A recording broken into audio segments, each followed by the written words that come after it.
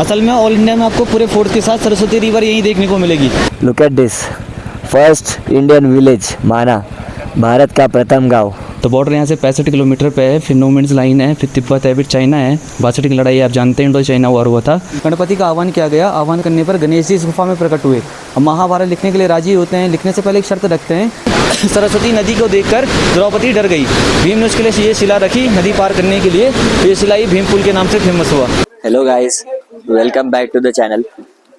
तर आज आपण बद्रीनाथवरून निघतोय, माना विलेजला जाणार आहोत. आणि बद्रीनाथ असा व्ह्यू झालाय बद्रीनाथमध्ये की तुम्हाला बघून पण खूप आनंद होईल. बघा एकदा व्ह्यू दाखवतो तुम्हाला.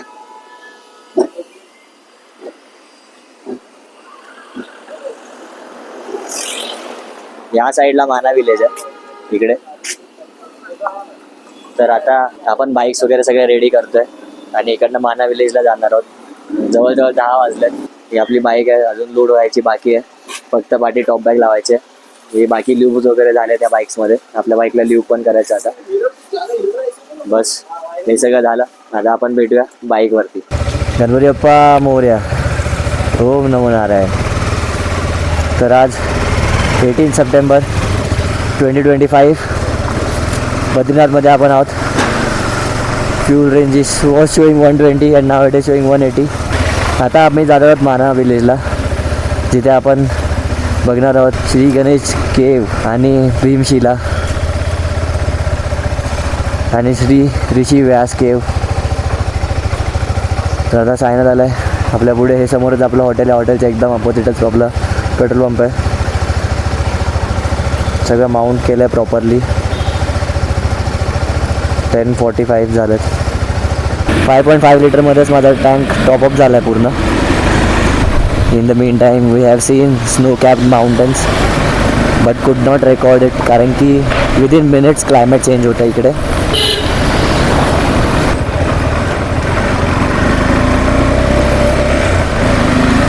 इकडे जो लेफ्ट गेला तो बाबा बद्रीनाथ धामकडे जातो आणि राईट घेतला की माना विलेज.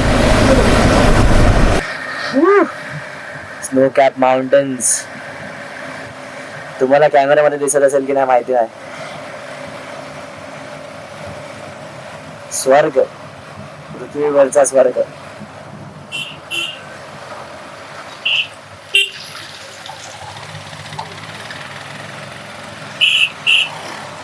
पैदल मार्ग.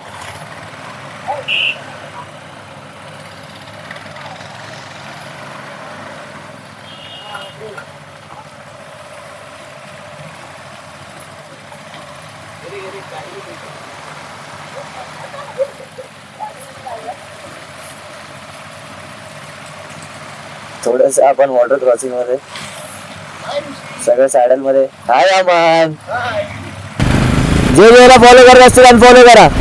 अमन शेख.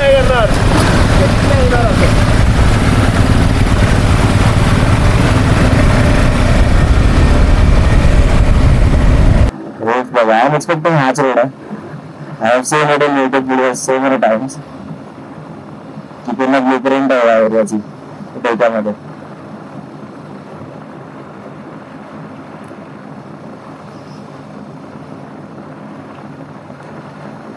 हेलीपैड है यहाँ पे, जो 4 बार हेलीकॉप्टर से होता है तो यहाँ पे हेलीकॉप्टर लैंड करता है. लकीली हमें कल बाबा बद्रीनाथ धाम में स्वयं आरती का अनुभव लेने मिला. बहुत सही एक्सपीरियंस था और अभी भी बहुत सही एक्सपीरियंस मिल रहा है ये रोड्स पे. उत्तराखंड के लैंडस्केप एंड उत्तराखंड के roads double bye.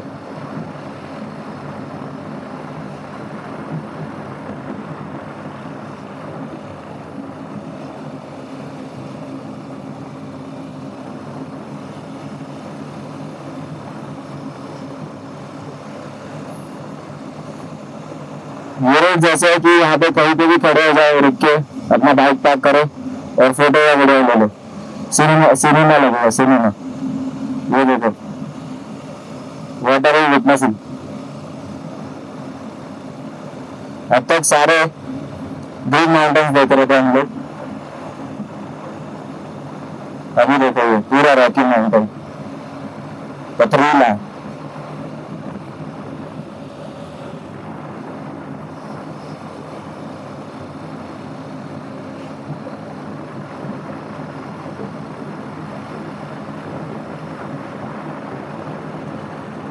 First Indian village.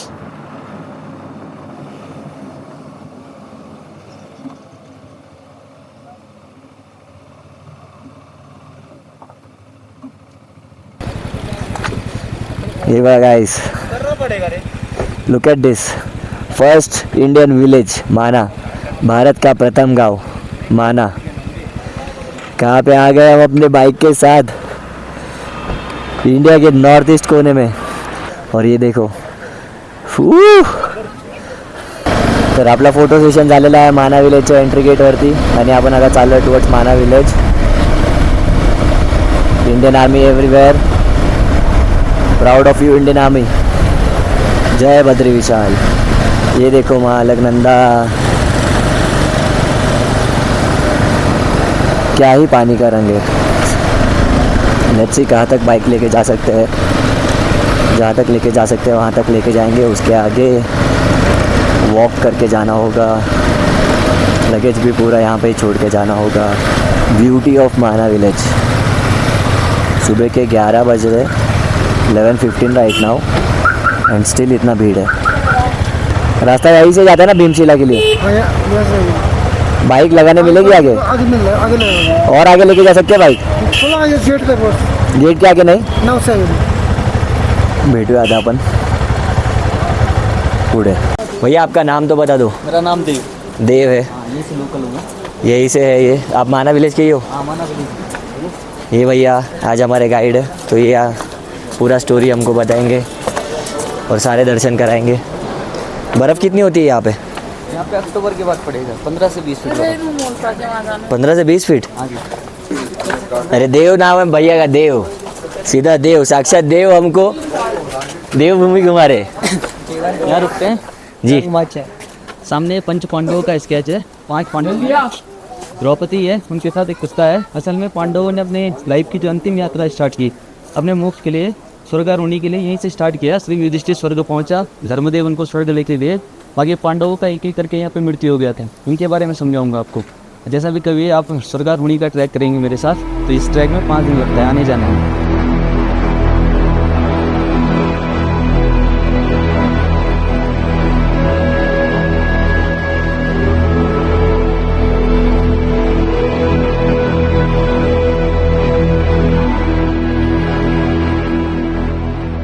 Six month के बाद जब यहाँ पे स्नोफॉल होता है, यहाँ पे 10 से 15 फीट बर्फ पड़ता है, रहना पॉसिबल नहीं है। तो जैसे आप लोगों को गर्मी का हैबिट होता है, ठंडी का हैबिट हमको भी होता है, रहने के लिए हम यहाँ पे आराम से रह सकते हैं। हमारा लोकल कल्चर बद्रीनाथ जी के मंदिर पे डिपेंड है, ऐसा मानते हैं। 6 महीने बद्रीनाथ जी की पूजा नर करेगा, और 6 महीने के बाद ऐसी मान्यता होती है कि बद्रीनाथ जी की पूजा नारद मुनि करते हैं, इसलिए कपाट बंद होते हैं। सारे लोग यहाँ से चमोली में शिफ्ट होंगे। बाकी आपने यहाँ पे आर्मी का बेस कैंप देखा होगा, ITBP है, गढ़वाल स्काउट है, असम राइफल है। बेस कैंप से 65 किलोमीटर यहाँ पे बॉर्डर का रूट है। तो बॉर्डर यहाँ से 65 किलोमीटर पे है। फिर नो मेंस लाइन है, फिर तिब्बत है, फिर चाइना है। 62 की लड़ाई आप जानते हैं, इंडो चाइना वॉर हुआ था, उस टाइम पे चाइना ने कवर कर लिया। इंडो और चाइना का बॉर्डर है, और ये इंडिया का फर्स्ट विलेज है। सामने का जो मंदिर है, यहाँ के इष्ट देवता का मंदिर है, क्षेत्रपाल श्री घंटागण महावीर। आपने बद्रीनाथ जी में दर्शन किया होगा, साइड में क्षेत्रपाल जी दिखे होंगे। बद्रीनाथ जी का भैरव का ओरिजिनल टेम्पल ये है। असल में इस टेम्पल पे ही यहाँ का लोकल कल्चर डिपेंड है। ये टेम्पल आपका 15 जून को ओपन होगा, हमेशा ऐसी फिक्स डेट होगी। और जैसे ही नवंबर 15 की लास्ट नाइट में आप पूजा पाठ होगा, 12 बजे जैसे इनके कपाट बंद होंगे। 16 नवंबर के दिन इस गांव का कल्चर ये एक ही साथ में खाली होगा और चमोली में शिफ्ट होगा। फिर जैसे 17, 18, 19, 20, 21, 22 कोई भी ऐसी डेट हो सकती है इनमें, जिस दिन फिर भगवान बद्रीनाथ जी का कपाट बंद होने का टाइम आता है। पहले आप यहाँ पे क्षेत्रपाल जी के दर्शन करिए, फिर आगे चलते हैं। जय बद्रीनाथ। जय बद्रीनाथ।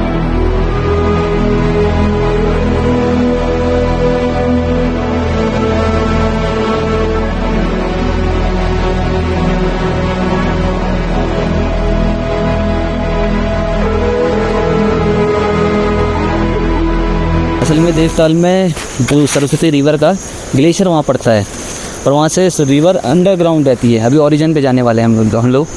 अभी साले यहाँ पे पर्वत के बारे में बताता हूँ। जी जी। ये सामने वाला जो पर्वत है यह है नारायण पर्वत, और ये वाला पर्वत है नर पर्वत।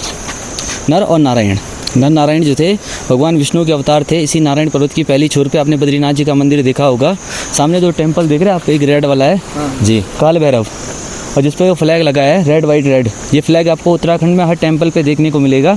असल में बद्रीनाथ जी का ध्वजा है, और जिस टेम्पल पे ये लगा है मूर्ति माता का मंदिर है, बद्री विशाल जी की माता का मंदिर। सितंबर में वामन द्वादशी के दिन एक लोकल फेस्टिवल होता है इधर, मूर्ति माता का उस दिन मेला लगेगा। नर नारायण जी का जो शालीग्राम मूर्ति बद्री विशाल जी के टेम्पल में स्थापित है, डोली में लेके आते हैं माता के, उस दिन उनको दर्शन करवाते हैं। 6 महीने में ये मंदिर एक ही बार ओपन होता है, बाकी 6 महीने फिर खाली रहता है। ऐसा मान के चलिए मूर्ति माता का मंदिर साल भर में एक ही बार खुलेगा। जहाँ ये सेंटर है, क्लाउड्स लगे हुए हैं, ये सेंटर वाला माउंटेन कुबेर पीक है। आप जानते हैं कुबेर धन के देवता हैं। आपने साउथ में तिरुपति बालाजी का नाम सुना होगा। जो साउथ में तिरुपति बालाजी हैं, उन्होंने राजकुमारी पद्मावती के साथ ठाट बाट से शादी करने के लिए जो कुबेर से धन का कर्जा लिया, इसी माउंटेन से लिया, तभी से माउंटेन कुबेर पीक के नाम से फेमस है। आज भी मानते हैं कि वेंकटेश्वर महाराज जी वो कर्ज को चुका नहीं पाए हैं, जिन्होंने अपनी शादी के लिए लिया। उनके टेम्पल में लोग जाते हैं, सबसे ज़्यादा गोल्ड को चढ़ाते हैं, इसी आस्था के कारण कि तिरुपति बालाजी का कर्ज यहाँ पर कम हो सके। इस साइड का जो माउंटेन है यह है नारद पर्वत जी, और इससे एक वाटरफॉल गिरता है, वसुंधरा वाटरफॉल, आपने रील्स में देखा होगा। इस ट्रैक को अगर आप करेंगे, यहाँ से 12 किलोमीटर अप डाउन है, 5 से 6 घंटा लगता है। हाँ जी, असल में जो ये वाटरफॉल है, नारद जी ने अष्टवसुओं के साथ इस माउंटेन के ऊपर लगभग 30,000 ईयर्स तक तप किया। उनका जितना भी तपोबल था उससे वसुंधरा वाटरफॉल ने जन्म लिया। वाटरफॉल के पानी का आज भी ऐसा महत्व है, जो व्यक्ति मतलब पापी होगा, पाखंडी होगा, उसकी किस्मत में जल का स्पर्श नहीं होगा। पापियों को देख के अपनी डायरेक्शन चेंज करता है, और जो पुण्य आत्मा होगा उसी के ऊपर गिरेगा। इस ट्रैक को करने में आपका 5 से 6 घंटा लगता है। आगे भी संगम देखते हैं जी। वाली जो रिवर है यह है अलकनंदा जी, और यह है सरस्वती रिवर। ये संगम का नाम है केशव प्रयाग। आप ट्रैवल करते हैं बद्रीनाथ के लिए, आपके रूट में 5 प्रयाग पड़े होंगे। असल में 5 नहीं, पहले 6 प्रयाग थे। इस प्रयाग को लिस्ट में नहीं लेते हैं, आपको मैं कारण बताऊंगा। जो अलकनंदा है, इसका जो उद्गम स्थान है, यहाँ से 28 किलोमीटर है विष्णुकुंड, वहाँ से निकलती है। विष्णुकुंड से निकली है, इनको विष्णुपत्नी गंगा कहते हैं। अगर आप विष्णु टॉप, एक ग्लेशियर माउंटेन है यहाँ पे, जहाँ ये टकरती है, इनका नाम अलकनंदा पड़ा। बाकी आपने जितने भी प्रयाग देखे होंगे, अलकनंदा आपको सभी में कॉमन दिखी होगी। सरस्वती रिवर ओरिजिन पे जाने वाले हैं। आप जानते हैं कि ऑल इंडिया में सरस्वती रिवर के दर्शन कहीं नहीं होते हैं, क्योंकि महाभारत का जो वॉर था उसमें कई ऐसे मोड़ थे जहाँ पे ज्ञान की बात हुई थी। सरस्वती ज्ञान की देवी अपने बारे में जब ज़्यादा ज्ञान सुनने लगी, अहंकार हो गया। अहंकार के बस इन्होंने अपने पानी की फोर्स को बढ़ाया। जैसे जैसे इनका पानी का फोर्स बढ़ता है, पानी के साउंड की वजह से वहाँ पर वेद व्यास जी बोलने में डिस्टर्ब होने लगे, और गणेश जी लिखने में समझाते हैं, नहीं मानती। अंत में वेद व्यास जी को क्रोध आया, श्राप देते हैं, कहते हैं कि आपका आधा पानी विलुप्त होगा। जैसे आप संगम पे जाएंगे, आपका नाम समाप्त हो जाएगा। जहाँ से स्टार्ट होती है श्राप के अकॉर्डिंग, इसका लगभग 30% पानी विलुप्त होकर अंडरग्राउंड जाता है। यहाँ से प्रयागराज, इलाहाबाद, त्रिवेणी संगम में, जहाँ पे गंगा जमुना सरस्वती रिवर का संगम है, वहाँ पे माँ सरस्वती के दर्शन नहीं होते हैं, इसलिए इनको गुप्तगामिनी कहा गया। और जहाँ से निकली है 700 मीटर बहती है, 700 मीटर के देखे होंगे विष्णु प्रयाग। यहाँ पे धौली गंगा, नंद प्रयाग में मंदाकिनी, कर्ण प्रयाग में पिंडर, रुद्र प्रयाग में मंदाकिनी, देव प्रयाग में भागीरथी के साथ अलकनंदा का संगम होगा। अलकनंदा का नाम चेंज होकर गंगा पड़ेगा। और जब यहाँ सरस्वती रिवर समाप्त हुई, इस प्रयाग को प्रयागों की लिस्ट में नहीं लिया गया, प्रयागों का दर्जा है वरना अलकनंदा के रिवर से बनने वाला प्रयाग का जो फर्स्ट पॉइंट है यही है। इसी कारण आपको ऑल इंडिया में सरस्वती रिवर इस प्लेस के अलावा और कहीं नहीं दिखेगी।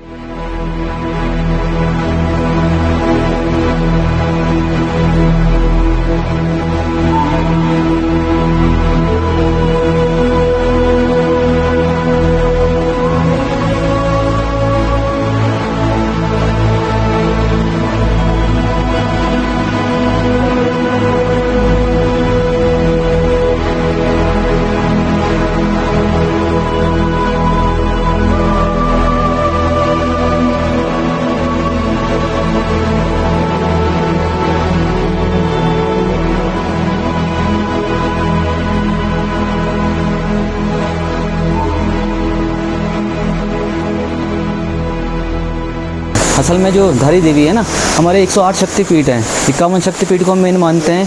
जहाँ माँ सती के अंग गिरे, जहाँ उनके जेवर भी गिरे ना, उनको भी शक्तिपीठ माना गया। असल में धारी देवी शक्तिपीठ में नहीं आता है। असल में आप उसका जो ओरिजिनल हिस्ट्री है, इतना तो आपको भी पता है कि चारों धामों का रक्षा करता है, और जो ये 4 धाम हैं इनको शक्ति वहीं से मिलता है। और असल में ऐसा है कि आपने माँ काली का एक पोस्टर देखा होगा जिसमें शिव लेटे रहते हैं, उन्होंने उनकी छाती में पाँव रखा हुआ है। उस टाइम पे क्या हुआ, रक्तबीज एक दाना हुआ था जिसको ऐसा वरदान था, जहाँ उसका रक्त गिरेगा दूसरा रक्तबीज जन्म लेगा। ऐसे में जब माँ काली का अवतार हुआ, उन्होंने रक्तबीज का अंत किया, अंत हुआ तो उनका गुस्सा ठंडा नहीं हुआ, और सभी देवता उनसे डरने लगे, बोला शिव को रोको। और शिव ने क्या किया, लेट गए। उन्होंने शिव की छाती में पाँव रखा। जब पाँव रखा तो उस टाइम पे उनको इतना अपमान महसूस हुआ कि मैंने अपने स्वामी के ऊपर पाँव रखा। उन्होंने अपना क्या कर दिया था, गुस्से में सर काट दिया था। वो सर धारी देवी में गिरा। बाकी धड़ का भाग काली मठ, केदारनाथ वाला ट्रैक अगर करेंगे तो काली मठ रास्ते में आता है, तो वहाँ पे धड़ का भाग है। अगर आप मॉर्निंग के टाइम पे धारी देवी के दर्शन करते हैं तो आपको कन्या के रूप में दिखेगी। दिन में दर्शन करोगे जवान अवस्था में, रात को वृद्ध अवस्था में, और जब तक उनका दर्शन नहीं करते हैं तब तक कोई भी दर्शन उत्तराखंड में कंप्लीट नहीं मानते हैं। ये गणेश जी का गुफा है, गणेश जी का गुफा है, और ऊपर है वेद व्यास जी का गुफा। दोनों गुफाओं का history story same to same है। अपने महाराइटर की जरूरत थी जो जल्दी से इस काम को फिनिश कर सके। आप भी जानते हैं सृष्टि में गणेश जी से चतुर कोई नहीं माने जाते हैं। गणपति का आह्वान किया गया, आह्वान करने पर गणेश जी इस गुफा में प्रकट हुए।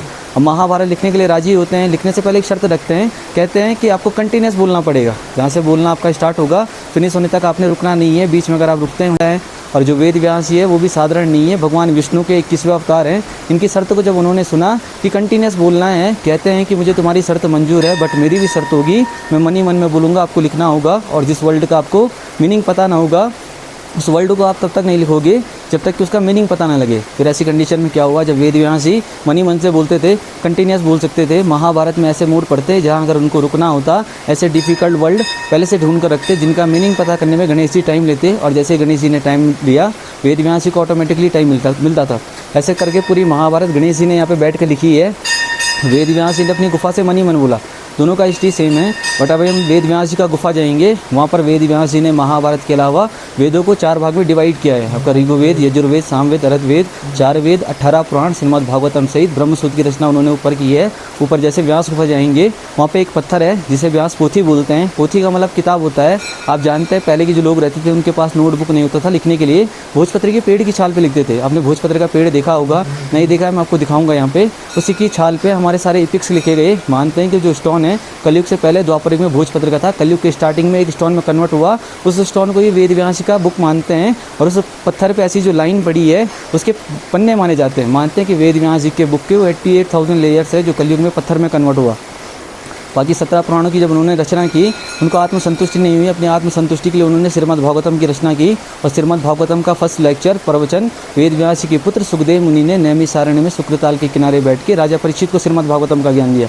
आप राजा परीक्षित के बारे में जानते होंगे, जानते हैं? पांडव थे ना, अर्जुन था, अर्जुन का पुत्र था अभिमन्यु, अभिमन्यु का पुत्र था राजा परीक्षित। अंतिम समय में उन्होंने इस कलयुग को आने से रोक दिया था क्योंकि उनको कलयुग का पूरा स्मरण था क्या चलने वाला है। जब कलयुग रुका उस टाइम पे कलयुग ने प्रार्थना की मुझे अपने चरण में आने दो। राजा परीक्षित ने बोला जब तक मैं जीवित रहूँगा आपको आने नहीं दूंगा।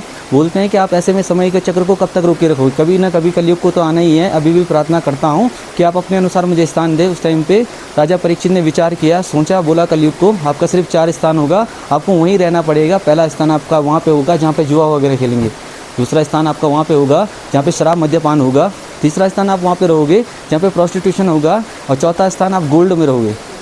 जब 4 स्थान दिए गए, सबसे पहले राजा परीक्षित पे ही कलयुग ने अपना प्रभाव डाला।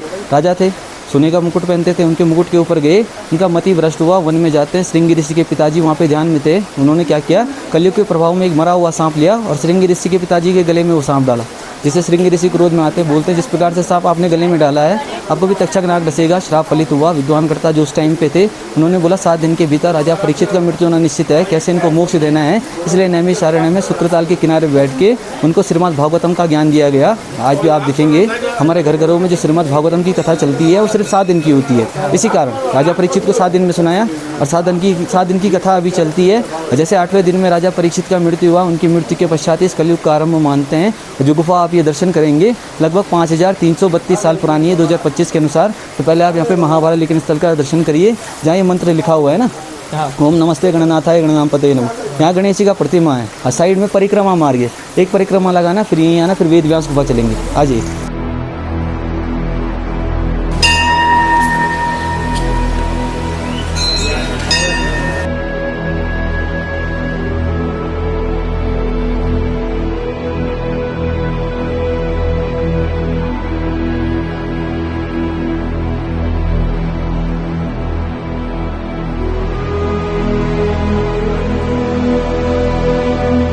सामने व्यास जी का किताब है, जो ये पत्थर है ना, ये वेद व्यास जी का किताब है। यहीं पे 4 वेद 18 पुराणों की रचना हुई। जो ये पत्थर है इसे वेद व्यास जी का किताब माना जाता है। असल में ये पहले भोजपत्र का था। द्वापर में। जब कलयुग आया ये पत्थर में कन्वर्ट हुआ। इस पे जो लाइनेस हैं इसके पन्ने हैं। मानते हैं कि वेद व्यास जी की बुक की ये 88,000 लेयर्स है।